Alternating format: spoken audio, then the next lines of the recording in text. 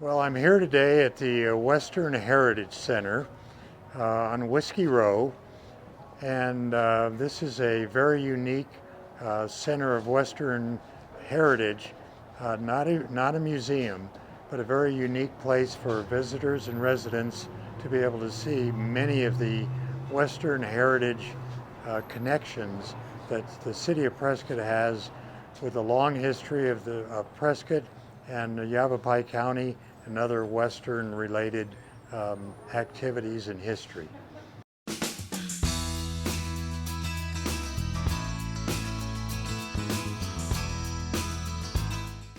So I'm here with Dennis Gallagher. Dennis is the CEO and the founder of the Western Heritage Center. And I know, Dennis, it's been a long time developing this center, but it's so terrific that we now have it established and available for both residents and visitors to visit and appreciate all the great exhibits you have here. Well, welcome, Mayor Goode, and thank you very much for coming today. Yeah, this has been a long journey, probably starting back around 2010. I had been organizing Prescott Western Heritage Days 2009 to 2012, and during that time I started thinking about something like this downtown, which really this has to be on the plaza to work. We wanted to make this available to as many people as possible. Unlike museums, we just, first of all, we don't charge admission. We do not accept more memorabilia or exhibits than we can actually display because we do not have storage for that. Right.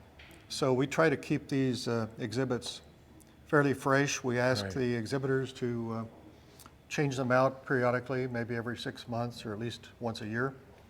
And so this is a very dynamic series of exhibits. So they're constantly being rotated. New exhibits are coming in. Even some of the exhibits of material that comes from museums usually are not even on display for museum visitors, and they get a chance to see some very unique artifacts that they'd never have a chance to see anywhere else. Exactly. Mm-hmm.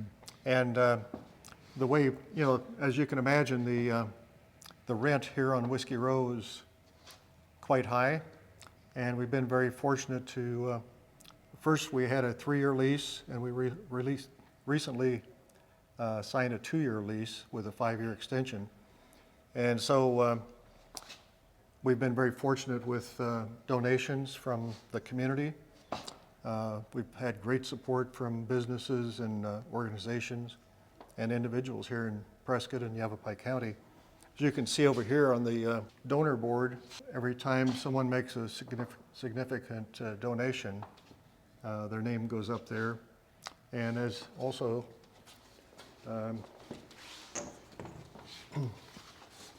at our major fundraiser in November, you can see that we get some great support from the community there, individuals and organizations, businesses.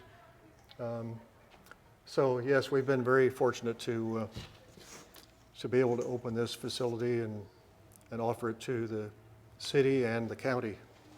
Well, Dennis, I know this is such a unique opportunity for visitors and residents to see all these exhibits. I noticed the Western Heritage Center is a 501c3 nonprofit organization, so relying on all of the many donors to be able to keep this center open and available without any charge certainly has a connection with that charitable giving. One other thing that really sets us apart is that we have no paid staff. We're 100% volunteer. Mm-hmm. And we've got some fantastic volunteers, some of which made all of these exhibit spaces for us back in 2019, early 2019. And if you look through these exhibits later as we pass through, we're going to have Bob Greninger, president of the board, and Drew Desmond, who is the secretary of the board. go through and explain some of these exhibits. But yeah, it's really amazing, the volunteers here in Prescott. I think we probably have more volunteers per capita than any other city in the state.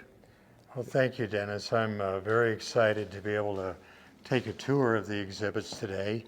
And as we go down the interior here, we'll have Bob Greninger and Drew Desmond talk about a lot of the exhibits and what they mean. Wanted to show you this, Mr. Mayor. This was the first item that was donated to the center. It's kind of funny, we were in here, the ceiling was still turquoise, the walls were white, the place was empty, and people were walking by and they said, "Would you like to have a buggy?" Really? Really. No kidding. A couple that was the Boyers that used to be involved with the Prescott Regulators and Shady Ladies, they heard about what we were doing and saw us working in here on our first exhibit spaces. And you should have seen 7 guys trying to decide how to put it through the front door. Well, that's just another example of how remarkable this is. There's so many folks that live in Prescott or near Prescott that have all of this great Western memorabilia that's available, and there's so much generosity here to be able to have something of this nature be offered to the center. I think it's just Right. another example of what a terrific city we have and a terrific community we have. This was a doctor's buggy circa like 1905. Yeah, they were thinking about taking the wheels off and all kinds of things. To get it through the door. Finally, they decided if they put the top down and take one fender off, they could lay it on its side on a dolly, Yeah. and then just maneuver it through the double doors here. Well, even though it's over 100 years old, it looks pretty darn good. Yes, part of it's been reconditioned, but it's a very nice piece.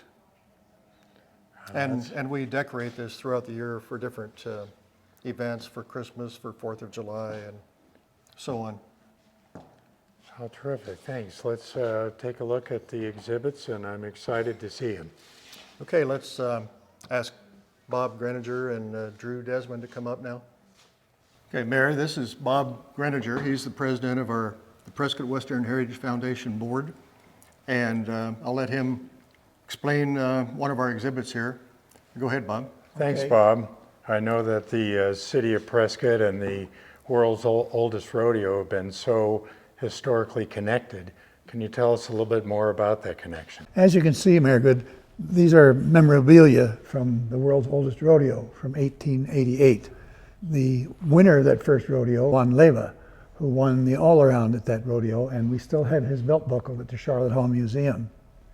Over here to the right is another interesting piece from the rodeo. Oh, This is the Jc 1981 saddle from Jc Trujillo, you're right, when he was all-around bareback riding champion. Yeah, JC has been so connected with the rodeo and the Prescott Frontier Days. He's a remarkable and a champion cowboy, right? Absolutely. He was the world champion in 1981, and that's his saddle.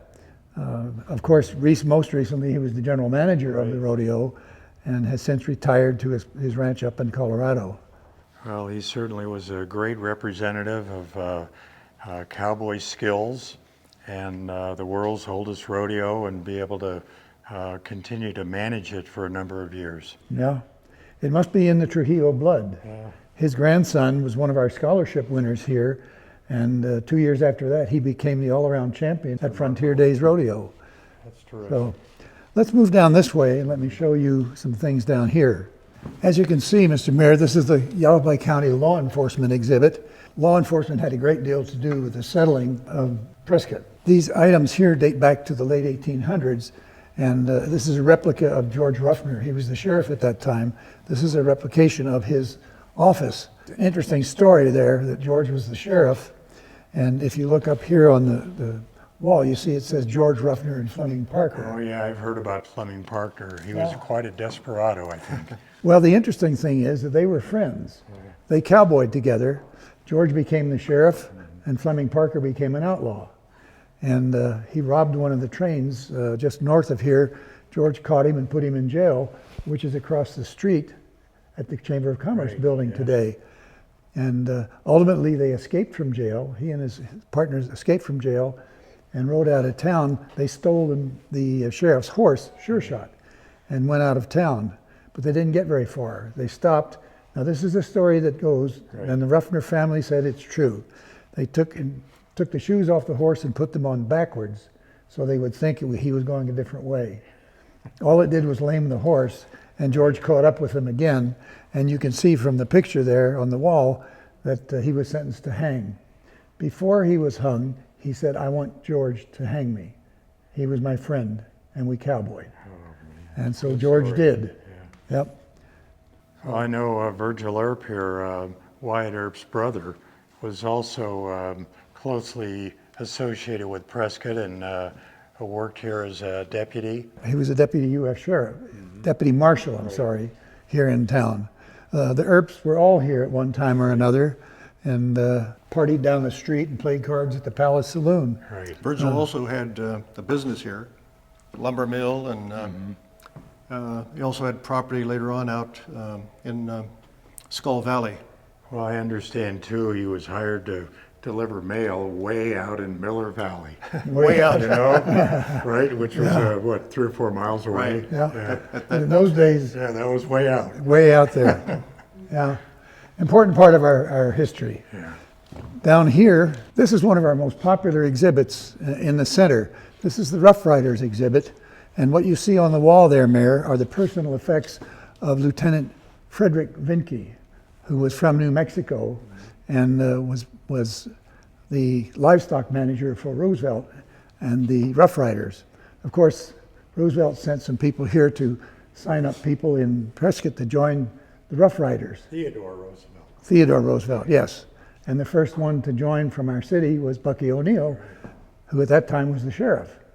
And Bucky, unfortunately, was one of the ones who was killed, one of the very few who were killed in Cuba during the battle down there. The story goes, and again, I caution you that this is a story, but he had just finished telling his men that there's not a Spanish bullet made that can kill me. Right. And within 2 hours, he was shot through the head.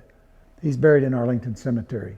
We're really proud of Bucky because he wore a lot of hats in Prescott and was an important part of our history.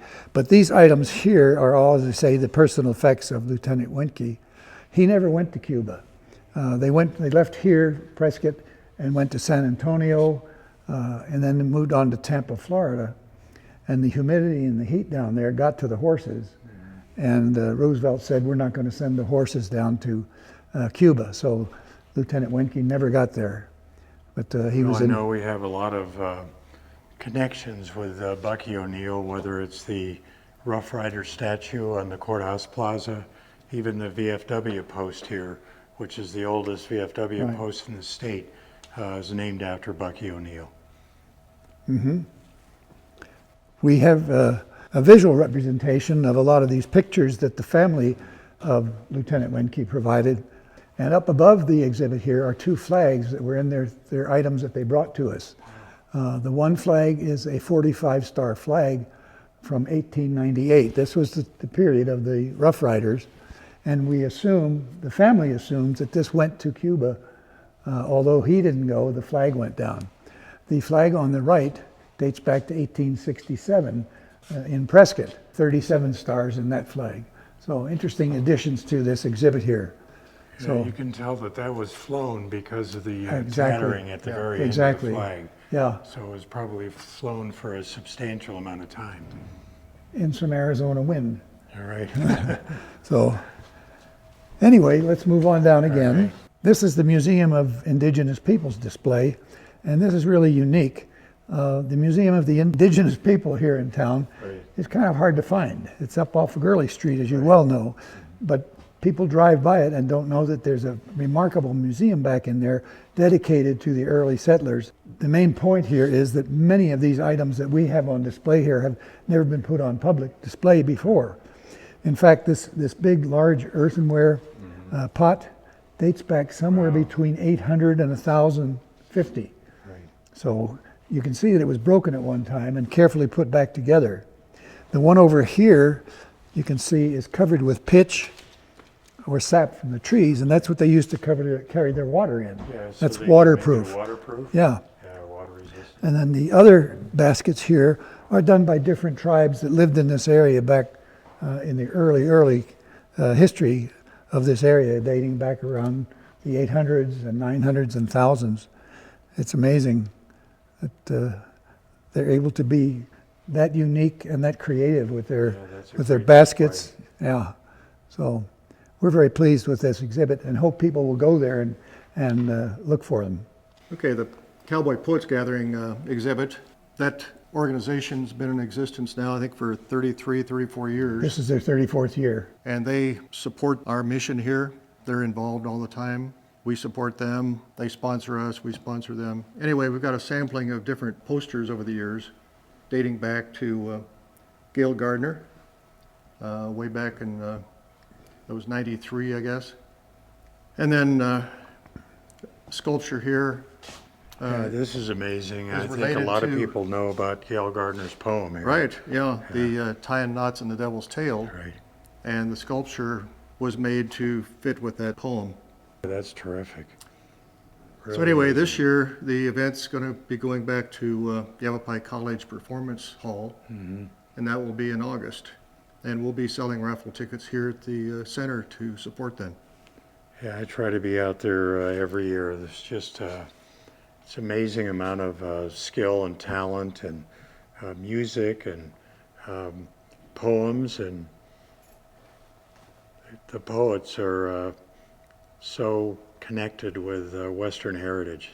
It's a terrific event. Most of the poets are cowboys. Yeah. Yeah, working cowboys. That's pretty much one of the requirements. Yeah, it's amazing. And it's a lot of fun. You know, we always enjoy going out there. It's a nice 3 days here in Prescott. And it's not a signature event, but it's another one of the most important events that goes on here in town and draws people from all over the state. In fact, I believe this is the second largest cowboy poets gathering in the United States. I believe so, and yeah, some of these people come all the way from New York City, well, I mean, New York State, and all over the country, actually, to perform here. Yeah, it's a great event. Okay, let's move along again. So this exhibit here is for the Phippen Museum. I know I've been a member out there for a number of years, and it's quite a remarkable museum of display, not only for Western art, but of course the connection with George Phippen. So tell us more about that. Yeah, it's one of the other gems of Prescott. It's one of the finest Western museums, Western art museums in the United States. It's not as big as some, but it's up there with them as far as wonderful art. George Phippen was a self-taught artist, as you well know. His history, unfortunately, he died early, but he left a legacy that we're so proud to be a part of in this town. He did sculptures, he did paintings, he did pencil drawings, just a very, very talented guy. He was also an influence on John Wayne. He was so impressed with him that he asked him to make paintings of his movie, The Alamo. In the 1950s, he sold more copies of his calendar than Norman Rockwell. Indeed, I think there's a lot of people who recognize the name Norman Rockwell much more than George Phippen. Obviously. But obviously he established a lot of the great Western art, whether it was painting or sculpture or all the different things that he was able to do and be known for. He was well respected in the art community and certainly among the cowboy artists. And it was a sad day when we lost him early. I think he was 53 years old. I understand his daughter is also a pretty well-known Western artist. That's too, correct. right? Yeah. Yeah. Granddaughter, yes. Granddaughter? Yeah. Okay. Yeah, his sons are still in the area off and on. They've been here. Matter of fact, by the airport is one of his works that was created. This is the one he was working on. Oh, You that's can right. see. Yeah. And that's the one that's out there. Cowboy in a Storm. Cowboy in a Storm. And that's one of his works that's now more than life-size. It's out by the circle by the airport. So anyway, this is a popular museum here in town and a popular draw here in our center. Okay, now I'd like to introduce Drew Desmond. He's the foundation secretary for the board of trustees, and I'll let him take over here for the history of film in Yavapai County. Oh, thank you. It's a pleasure to be here, Mr. Mayor. Prescott has a very long and interesting history in films. It all got started in 1912 with the movie The Cringer, which was about a scaredy cat type who overcame his fears. And in those 1910s, they produced 120 films in that one decade Was alone. that a silent movie or was it a talkie? Those were silent Yeah. movies. Prescott was Hollywood for silent westerns. Most of them were done in the Granite Dells area, and you can still find little shots that line up with that. And one of the first company here was called Lubin. They were from Philadelphia, and they did the first 12 movies. And after that, Tom Mix came in and set up shop here. He was the John Wayne of silent movies. Plus, he did his own stunts, kind of Yeah, like. he was a legitimate cowboy, wasn't he? Right. Indeed, Yeah. he won all-around cowboy at the world's oldest rodeo one year, I believe 1913, so he was definitely the real deal. And he did a number of films here as well. It was a second home to him. And also in the silent world, there was a little girl who was sort of the Shirley Temple of silent movies. Her name was Virginia Lee Corbin. And she was a Prescott girl, born from the owner of Corbin Drugs. So there's that bit of history as well. And coming up this year, this summer in 2022, is the 50th anniversary of the Junior Bonner movie, is its release. And over here we have the phone booth that was in the palace in the film, where he got paid to kiss her. I don't know. Anyway, that was in the film, and we have a number of other posters, some in foreign languages and so forth from Junior Bonner. And the movies keep going on today. It's been over 200 movies filmed in Prescott and Yavapai County. And one of the things that we enjoy showing in this particular exhibit is a silent film that was done in 1920 about frontier days. And this is a still shot of it. We have it running. And this is the parade as it was coming down Gurley Street, when Gurley Street was a dirt road. And they also have scenes from the rodeo, in which this particular year, Tom Mix was a judge. There are all the participants in the frontier days that year. And it's really a joy to see Prescott 102 years or more It's just ago. amazing that you even have that. I know so many of these really old films don't exist anymore. They were never saved, or even if they were, they deteriorated so badly. That's just remarkable that we have something of that age that really shows the whole western scope of the area. Drew found this one, and the Ford Motor Company produced this film back in 1920, and I believe it's like 8 minutes long, and they probably did it to promote the West, get more people into their Is automobiles. that Tom there? That is Yeah, Tom Mix Tom right Mix. there. Yeah. So yeah, it's very interesting. It's a lot of fun to watch. Yeah, absolutely. This would be shown before the feature film in many places. Like, Right. in our day we'd see Bugs Bunny before the film. This was a short before the main feature, and really proud and excited to see it. And the way the competitions were different. This shows competitions that they don't have today. Like they try to instead of rustling calves, they try to rustle a whole cow down. And they're struggling with it. And they did not clip the horns, so that was an added danger. And anytime you come here, you can visit and see this and other different silent films that we have that were made here. This is just remarkable. I'd never seen this before. Yeah, there's some calf tying and so forth.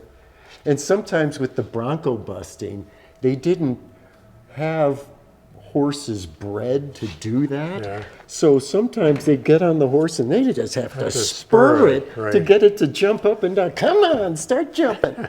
Yeah, there's the tie-in of the there's big a cow. full-size cow, Yeah. yeah. They kind of gave up on that event. That's probably why the average life expectancy back then was about 10 or 15 years less than now. Yeah, that's right. That's right. So a lot of history and that's great. enjoyable things in this exhibit.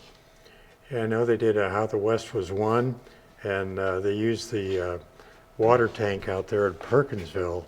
So you can even take the Verdi Railroad out there and Right. see where that one area was when they blew up that water tank. So at least that one's not too long ago, and it's amazing that Junior Bonner is 50 years now. It is. Yeah. Makes me feel old. Yeah. Many of these movies were made in entirety in Yavapai County. A lot of them were made part in Yavapai County, like the Gumball Rally, How the West Was Won. Some of those, they were made in numerous locations, but part of them were filmed here in Yavapai County.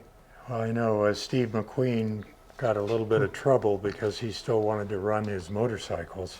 Right. So he would take it down to Jackass Flats, and the producers weren't aware that he was out running his motorcycles, but that had a little bit of an impact on their insurance. But nevertheless, he pulled that off, and you know, what a great actor he was. Oh, indeed. Then we have The Wish Man Yeah. movie that was filmed in its entirety in Yavapai County. And of course, Frank Shankwitz was co-founder of Make-A-Wish Foundation.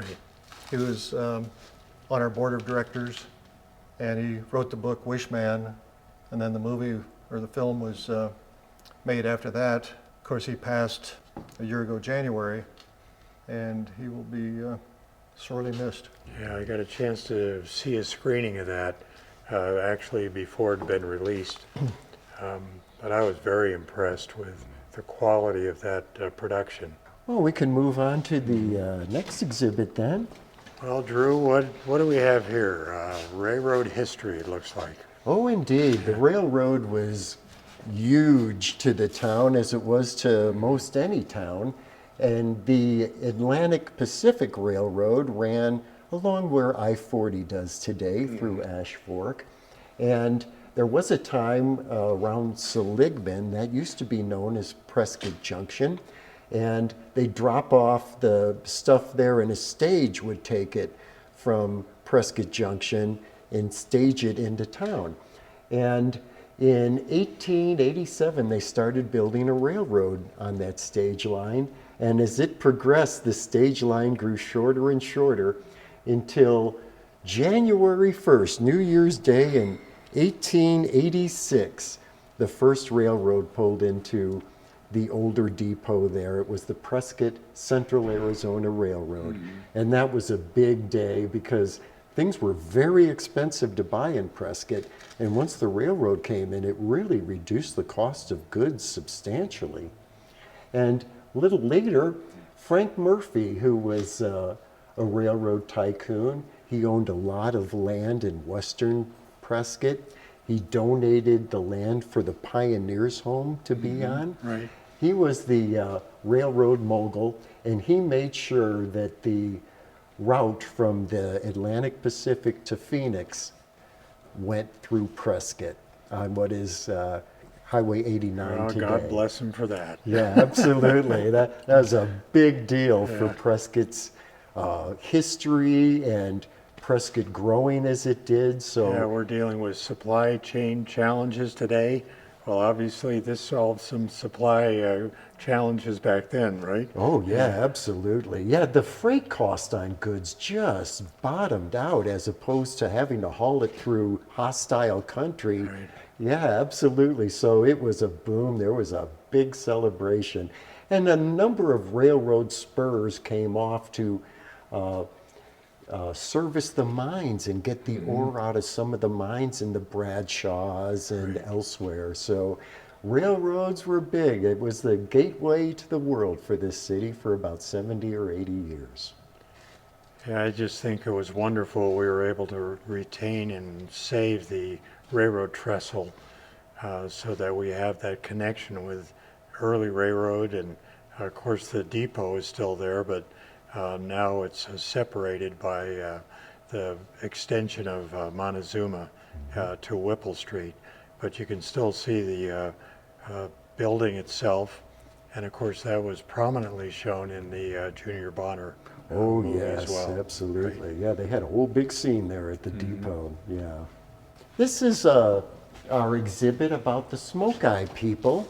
And the Smoke Eyes got started. It was really kind of similar to some of the fraternal organizations of the day in some ways, the Odd Fellows or the Masons. These were men who were interested in preserving some of the Native American Indian culture at the time.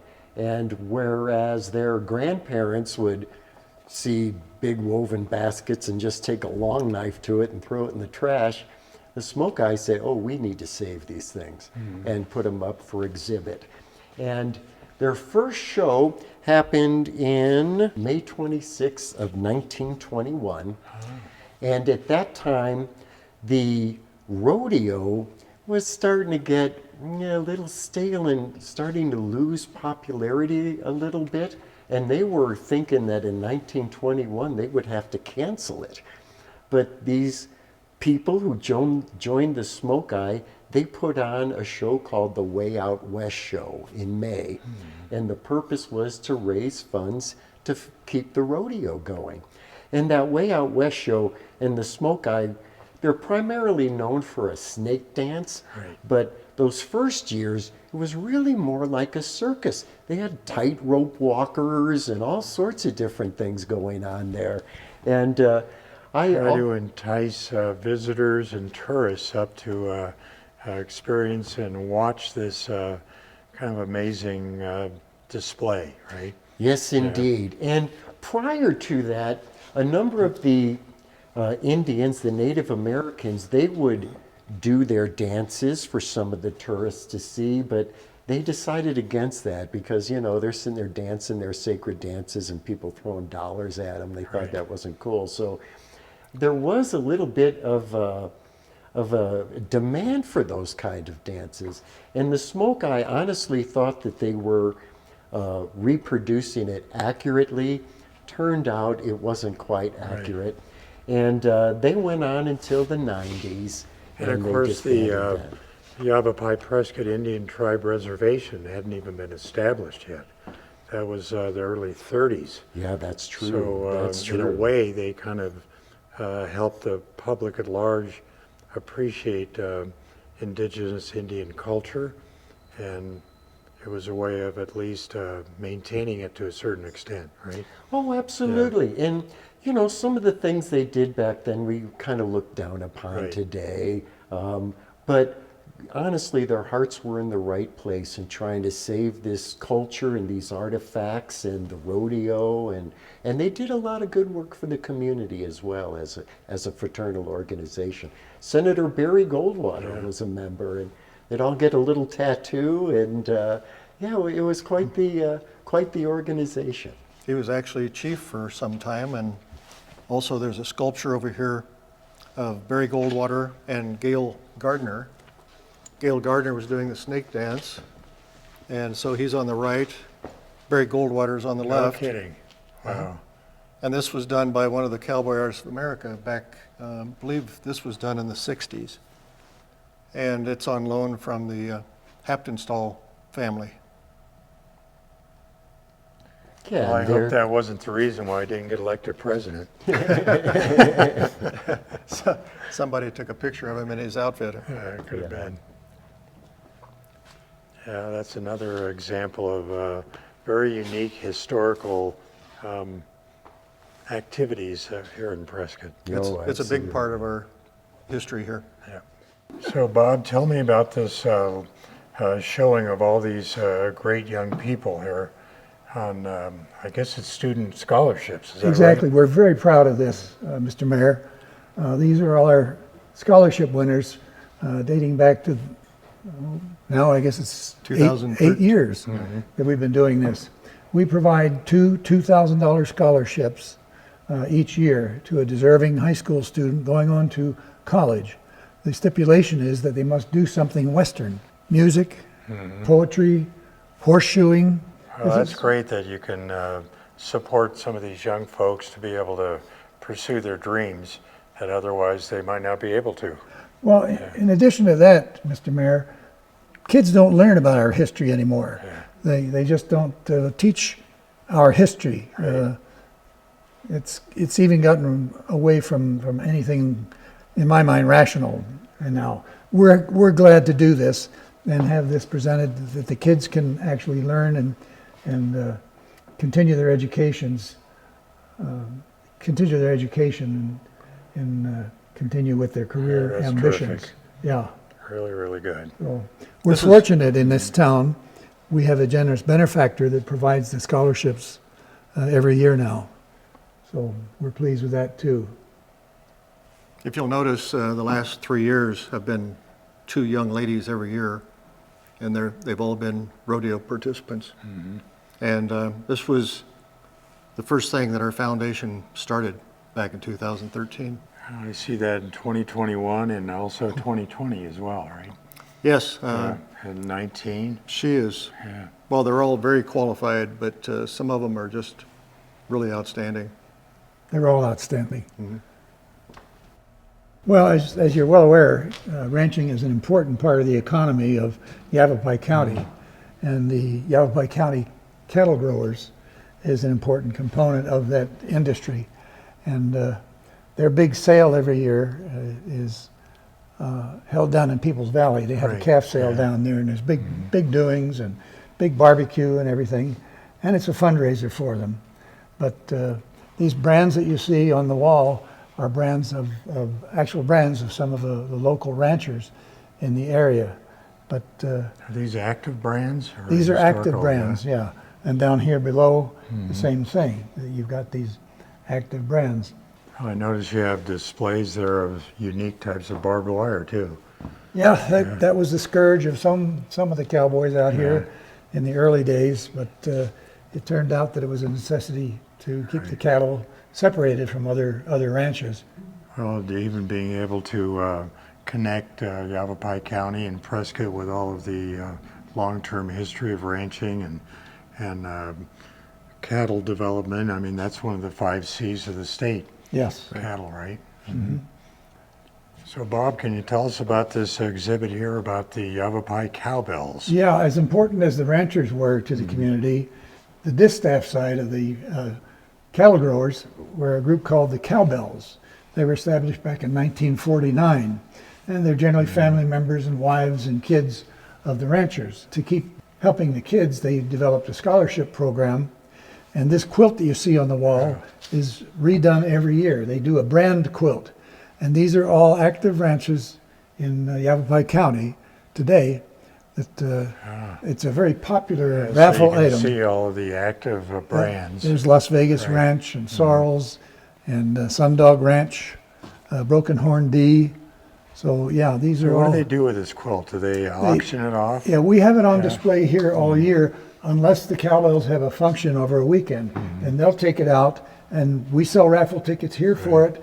And when they go to their different events, they sell raffle tickets there. And So that helps fund their scholarships. exactly, right? it is the sole funding for their scholarship. And at the cattle growers picnic and calf sale, usually in September down on People's Value, the winner is pulled, and they win quilt. And we're happy to have it here. It's an attractive piece on the wall, Oh, indeed. and it's good yes. for the kids and their scholarships. So How long does it take to quilt that and put it together? I'm not into quilts. My daughter does it and is good at it, but I know nothing about it. I don't know, but I've been told that 2 ladies do this. One does the squares, and then one lady assembles it. Yeah. Pretty amazing. Yeah. A lot of skill involved But I have in that. no idea how Yeah. long it takes them to do that. Well, that's another great scholarship opportunity for, who's the primary beneficiaries? Are they students? Yes. There's a couple examples there. There's a couple examples there. Yeah. There's 2 ladies. One does the squares, and then one lady assembles it. Pretty amazing. Well, that's another great scholarship opportunity for, who's the primary beneficiaries? Are they students? Well, Bob, here we're in front of the Arizona Rangers exhibit.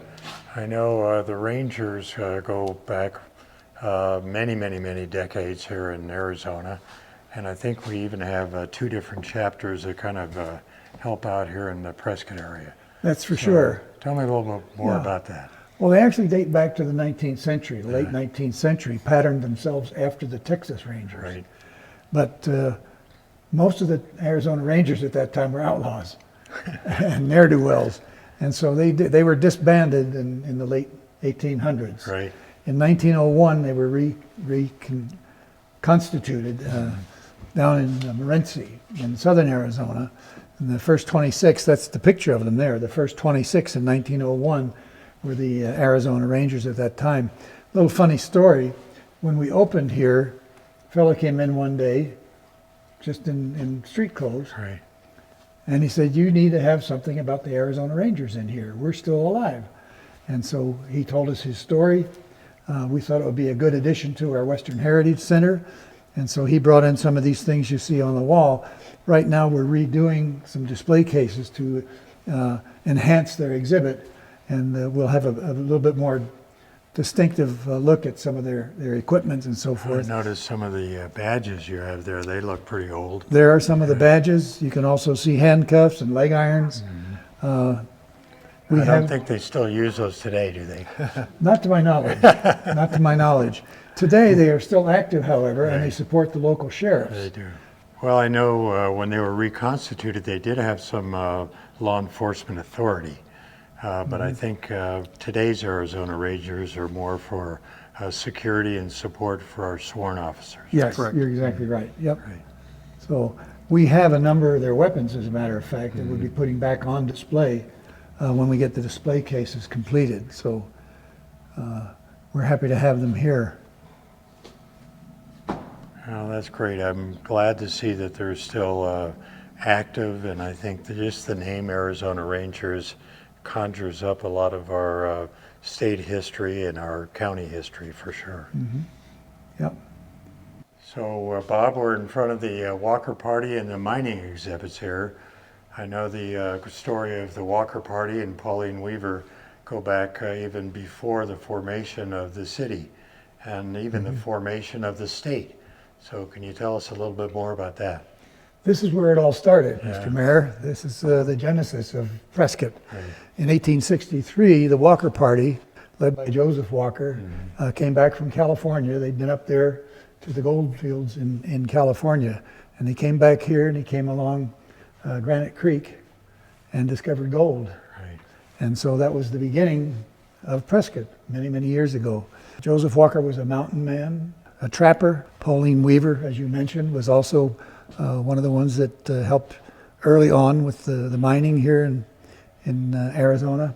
Over here on the other side of this exhibit, you see representations of some relatively modern miner hats, the hard hats they wear, Right. some of their drilling equipment, some of the ore pieces they get. Most of this comes from the Baghdad mine, which, as you know, is not too far north Right. of here. Down below you see the lights that they use in the mine. But the most important thing, rather than just these implements of mining, is the fact that this is where it all started and created the mining industry here in Arizona, which became, if not the most important financial program in the state. It was certainly right up there with them. But Yeah, I know Walker was pretty advanced age at the time that he actually came into the area, from my understanding. And then I think they discovered the first visible amounts of gold in Lynx Creek. Is that right? I think in Lake Creek, yes. But Granite Creek was also another major source of the gold. But it's quite a bit of history. If you look at the picture here in the cabinet, you can see that that was taken here. That photo of Joseph Oh, Walker was really? taken here, so you can see he was up in years at that time. But that's how it all started. Well, I know when they laid out Prescott in 1864, a lot of the miners came across some of the ruins from the indigenous people there. And at the time, there was a famous book that had been written by Joseph Hinckley Prescott about the Conquest of Mexico. So a lot of these miners thought it had something to do with the Aztecs, and that's why they named some of our streets Montezuma, Cortez, and even Marina, which didn't have anything to do with a marina in the ocean, Right. but it was Hernando Cortez's consort. So they decided to name them after that until they found out they didn't have anything to do with the Aztecs. Yeah. It's interesting you should mention that, because right here on this wall is the original. This is the original layout of the city of Prescott. That Right, dates- and I that- think they were using that to sell land parcels, right? Exactly. Yeah. That dates back to 1864, and that is an original. And So no kidding. glad Wow. glad you mentioned that, and that coincidentally is right there where you were talking about it. Well, we're here at the Mercantile, and plenty of things to get for souvenirs and also for information. We have a number of books on local history. It's a good place to find local history books here at the museum. And we also have some crafts and artwork by local artists and craftspeople that are available. Here in this area, we have some souvenirs for if you're interested, some more inexpensive stuff.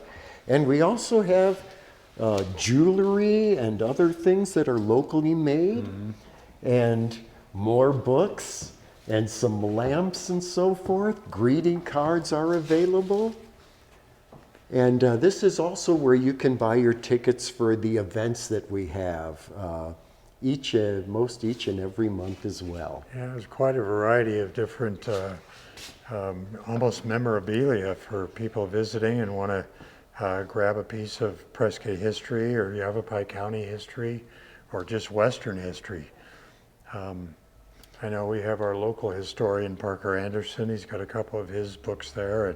And Drew, I understand you've written one or two. Is that true? I've written one with, it just happens to be here, Oh. with my co-author Brad Courtney. Oh, I know Brad. Yeah, the Whiskey Row historian, Yeah, that's right. Murder and Mayhem in Prescott, and the two of us are working on a book right now, True Tales in Prescott, and then also this year I'm writing Murder and Mayhem in Jerome. So, yeah, keeping busy as far as. So is that going to be competitive to try to find out who's got the most murder and mayhem? That's right. Yeah. Which town is more? I think there might have been a little more mayhem in Jerome, especially with some of the labor wars going on with indeed. the mine. Yeah. Absolutely. But thank you so much for asking. And we certainly invite everyone to come here and enjoy the Heritage Center. The exhibits change out, so whenever you're downtown, come in and poke your head in and see what's available. Yeah, a lot of people have heard of the term where in the Sam Hill is it? But that used to be, this mercantile was the Sam Hill Mercantile, and even out on the sidewalk you can see some of the embedded Sam Hill references. Yeah, absolutely. Yeah. Well, we certainly appreciate you coming, Mr. Mayor, and visiting us today, and we hope that other people will be inspired to come in as well. I think most people know how much that I value Western history, and I just think this is one of many components of the city of Prescott that just makes it such a unique and special place that people travel from all over the world to be able to come here and have a direct connection with some of that great Western history. So thank you very much for having me, and appreciate it, Dennis. And Thank you for coming. I hope everyone has a chance to visit the Western Heritage Center and participate in many of the activities you have here.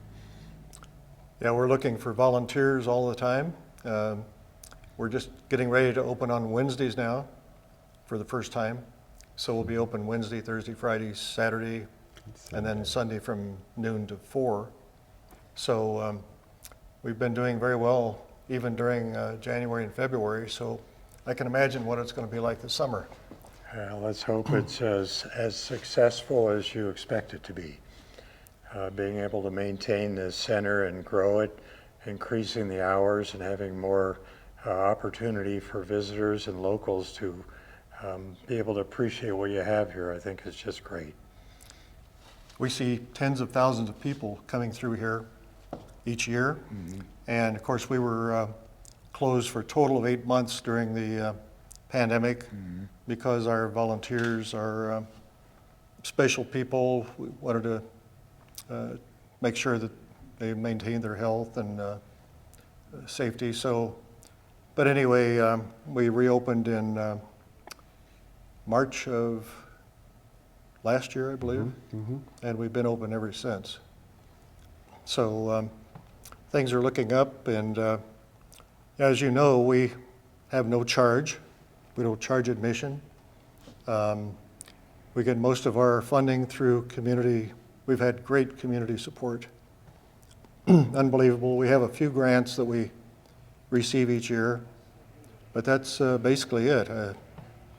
We have individuals coming in and just wanting to donate 500 or 1,000, 5,000, and then some organizations and businesses here in town that have been very supportive.